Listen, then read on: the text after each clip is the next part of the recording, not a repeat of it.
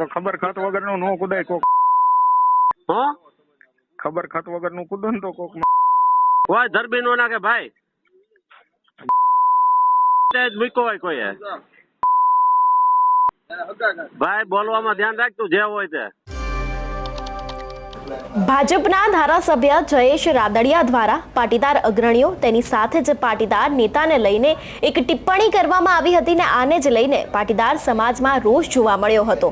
જો કે આ બધાની વચ્ચે અનેક એવા પાટીદાર અગ્રણીઓ છે જે મેદાને આવ્યા હતા અને તેમના દ્વારા જયેશ રાદડિયાનો વિરોધ કરવામાં આવ્યો હતો. પરંતુ અત્યારે હાલ આ બધાની વચ્ચે જે લોકો વિરોધ કરી રહ્યા છે તે લોકોને ધમકી ભર્યા ફોન કરવામાં આવે છે. એટલું જ નહીં, આને લઈને કયા મોટા ખુલાસા થયા છે તે દરેક વાત કરીશું આ વિડીયોમાં. નમસ્કાર, હું હંસિની અને તમે જોઈ રહ્યા છો નિર્ભય ન્યૂઝ. છેલ્લા ઘણા સમયથી પાટીદાર નેતાઓ વચ્ચે વિવાદ ચાલી રહ્યો છે. આ બધાની વચ્ચે જામકંડોળામાં જ્યારે 511 દીકરીઓના સમૂહ લગ્ન હતા તે જ સમયે ભાજપના ધારાસભ્ય અને પાટીદાર નેતા જયેશ રાદડિયા દ્વારા એક નિવેદન આપવામાં આવ્યું હતું ને આને જ લઈને લોકો અત્યારે હાલ રોષે ભરાયા છે અને ખાસ કરીને પાટીદાર સમાજના જે નેતાઓ છે તે લોકો દ્વારા પણ આ વાતને વખોડી દેવામાં આવી છે. સૌથી પહેલા તો તે ધમકીભર્યો ઓડિયો સાંભળીએ કે જેમાં ચંદુ સોજિત્રા છે તેમને કેવી ધમકી આપવામાં આવી રહી છે. એટલું જ નહીં, તેમના વિશે શું બોલવામાં આવી રહ્યું છે તે પણ સાંભળીએ. હેલો, હા બોલો. શું કરવાનું ચંદુલાલ હવે માફીના વિડીયોનું? ના ભાઈ કોઈ માફી નહીં માગાય. નહીં મગાય? નહીં. આ તો રસ્તો કરવાનો એમ ને તમારે? હા તમને રસ્તો તો મારી નાખજો. બીજું શું કરે? મર્ડર કરવું છે ને મારું? હે, મર્ડર કરવું છે મારું? એવું કરવું હે? તમે એમ કહો છો રસ્તો કાઢી નાખો છો એમ. તો ખબર ખાત વગરનું નો કુદાય કોક. હો ખબર ખાત વગરનું કૂદો ને તો કોક કોઈ ધરબી નો નાખે ભાઈ. મૂકો હોય કોઈ ભાઈ બોલવામાં ધ્યાન રાખતું જે હોય તે. તો શું કરવાનું હું બોલી જાઉં. હાલો, બરાબર. મારે શું કરવાનું છે? મેં ફોન કર્યો. હા બરાબર. તો જોઈ જ લે હવે. હા તો જોઈ લેજે જા. હા તેમને કેમ ધમકી આપવામાં આવી હતી અને ચંદુ સોજિત્રા છે જે જયેશ રાદડિયાને લઈને શું બોલ્યા હતા હવે તે સાંભળીએ. મારું નામ ચંદુભાઈ સોજિત્રા, જિલ્લો રાજકોટ, જામકંડોળા તાલુકો અને ગામ મેઘાવળ. જે 2 દિવસ પહેલાં જામકંડોળા તાલુકાની અંદર જયેશભાઈ રાદડિયા દ્વારા એક સમૂહ લગ્નનું આયોજન કરવામાં આવ્યું. સમૂહ લગ્નની અંદર 511 દીકરીઓ હતી અને સરસ આયોજન કરવામાં આવ્યું. પણ જે સ્ટેજ બનાવવામાં આવ્યું હતું, સ્ટેજ ઉપરથી જે જયેશભાઈએ ભાષણ કર્યું, રાજકીય ભાષણ કર્યું, સમાજના હિત માટે, સમાજની વાત માટે નહીં. લેવા પટેલ દીકરીઓના લગ્ન હતા, લગ્નમાં સમાજની વાત નહીં પણ સમાજને બદનામ કરવાની વાત જયેશભાઈ જે કરી છે. જે જયેશભાઈ કીધું કે લેવા પટેલ સમાજમાં 2-3% લોકો ટપોરિયા છે, એ જયેશ રાદડિયાનો વિરોધ કરે છે. અરે જયેશભાઈ, સમાજમાં કોઈ ટપોરી ન હોય. સમાજના આગેવાનોનું કામ શું? સુધારવાના, લોકોને, સમાજને સુધારવાનું કામ કરવાનું હોય છે. તમારાથી પ્રેરણા લેતા હોય છે લોકો. એના બદલે તમે સમાજના 2-3 લાખ વ્યક્તિઓને ટપોરી ગણો છો. આ તો કઈ વાત? તમને જે પેટમાં દુખે છે, તમારે જેને કેવું છે એનું નામ તમે નથી લઈ શકતા. એ વિઠ્ઠલભાઈ રાદડિયામાં તેવડ હતી કહેવાની, એ તમારામાં નથી. તમે તો ખાલી રાજકારણ કરવા ઈચ્છો છો, સમાજને લઈને રાજકારણ કરવા ઈચ્છો. એટલે તમારી સરકારમાં 2-3 લાખ માણસો સમાજના ટપોરી બની ગયા એવું કહેવાનું તમારો મતલબ થયો ને? કે લેવા પટેલ સમાજમાં 2-3 લાખ માણસો, આ ભાજપની સરકાર, જયેશભાઈ મિનિસ્ટર હોવા છતાંય 2-3 લાખ માણસો ટપોરી બની ગયા. અરે જયેશભાઈ, ટપોરીની વ્યાખ્યા અને ટપોરી કોને કહેવાય તમને કહી દઉં. કોઈ લૂંટ કરતો હોય, કોઈ ચોરી કરતો હોય, કોઈ મારામારી કરતો હોય, કોઈ બેંકના કૌભાંડ કરતા હોય, કોઈ મગફળીના કૌભાંડ કરતા હોય, કોઈ ખાતરના કૌભાંડ કરતા હોય, આવા કૌભાંડિયાઓને તમે એને એમ કે આ ટપોરી છે તો બરોબર છે. પણ તમે કહી દો, જામકંડોળા તાલુકાની અંદર ખાતરનું કૌભાંડ થયું, મોટામાં મોટું સરકારી ક્ષેત્ર. સરકારી ક્ષેત્ર કેની પાસે હતા? જેની પાસે હતા, જેને કૌભાંડ કરાવ્યા એ ટપોરી ગણાય.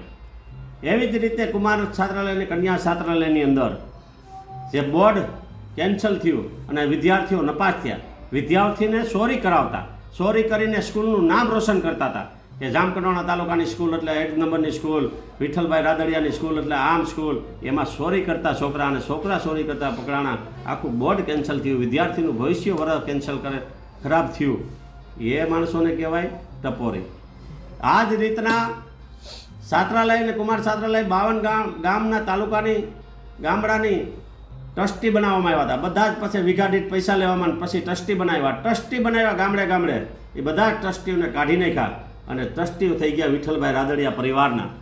એને કાંઈ ટ્રસ્ટી હતા એ બધા ટપોરી હતા, તેને કાઢી નાખવા પડ્યા. હે જયેશભાઈ, આ જ રીતના જયેશભાઈ આરડીએસસી બેંકની અંદર શું કર્યું છે તો તમને બધાને ખબર જ છે. આરડીએસસી બેંકની અંદર જે છોકરાઓને નોકરી ઉપર ચડાવવામાં આવતા હતા, આર્થિક વ્યવહાર સિવાય એક પણ દીકરો મારો છોડ્યો નથી નોકરી ઉપર. જામકંડોરણાની વાત કરું છું, બીજા જિલ્લા તાલુકાની તો વાત નથી કરતો, લીધાય છે ને, પણ જામકંડોરણા તાલુકાની વાત કરું છું. આર્થિક વ્યવહાર સિવાય કંઈ થતું નથી. એ આર્થિક વ્યવહાર લેવામાં આવતો એને શું કહેવાય? એ ટપોરી કહેવાય. એ જ રીતના જામકંડોરણા તાલુકાની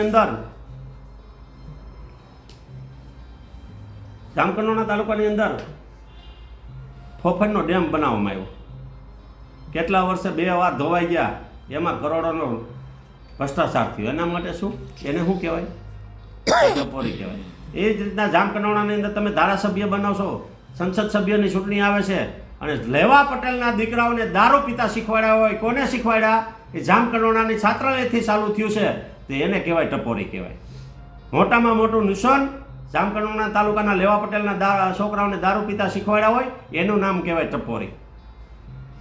એટલે ટપોરીની વ્યાખ્યા જયેશભાઈ આ કહેવાય. બીજું, પાયલબેન ગોટી અમરેલી જિલ્લાની અંદર એ પટેલ સમાજની દીકરી, તમે સરસ કામ કરો છો. 511 દીકરીઓના પટેલ સમાજની દીકરીઓના લગ્ન કરાવ્યા, તો એ વાત સારી છે, પટેલ સમાજની દીકરીઓ હતી.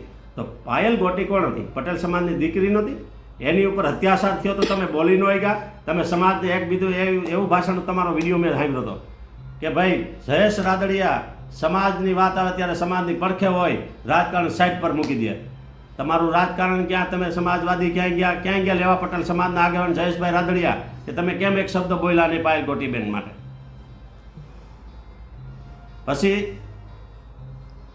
પછી જે પાયલબેન ગોટીનો વરઘોડો જેને કાઢ્યો હતો, એ તમે સ્ટેજ ઉપર એનું સન્માન કરો છો. એટલે એનો મતલબ એવો થયો, તમે આ સમાજના વિરોધી લોકોનું તમે સન્માન કરો છો, એવું તમારું કહેવાનું થયું. પણ આ લેવા પટેલ સમાજને બદનામ કરવાનું બંધ કરો. વિઠ્ઠલભાઈ રાજનીતિ કરતા એવી રાજનીતિ શીખી જાઓ.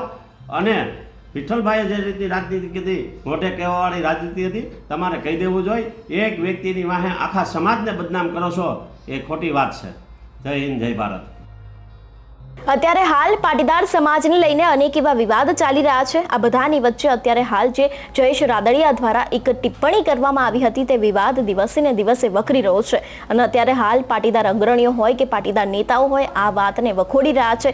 ઘણા બધા લોકો એવા પણ છે જે જયેશ રાદડિયાને સપોર્ટ કરી રહ્યા છે, અને ઘણા બધા લોકો એવા પણ છે જે જયેશ રાદડિયા દ્વારા જે નિવેદન આપવામાં આવ્યું હતું તે નિવેદનને વખોડી રહ્યા છે. પરંતુ જેટલા પણ લોકો અત્યારે હાલ તેમના વિરોધમાં છે, તે લોકોને ધમકી ભર્યા ફોન કરવામાં આવી રહ્યા છે, તેવો પણ સૌથી મોટો ખુલાસો થયો છે.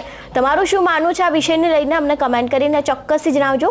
તેની સાથે જ અમારી ચેનલ નિર્ભય ન્યૂઝને લાઇક, શેર અને સબસ્ક્રાઇબ કરવાનું ભૂલશો નહીં. નમસ્કાર.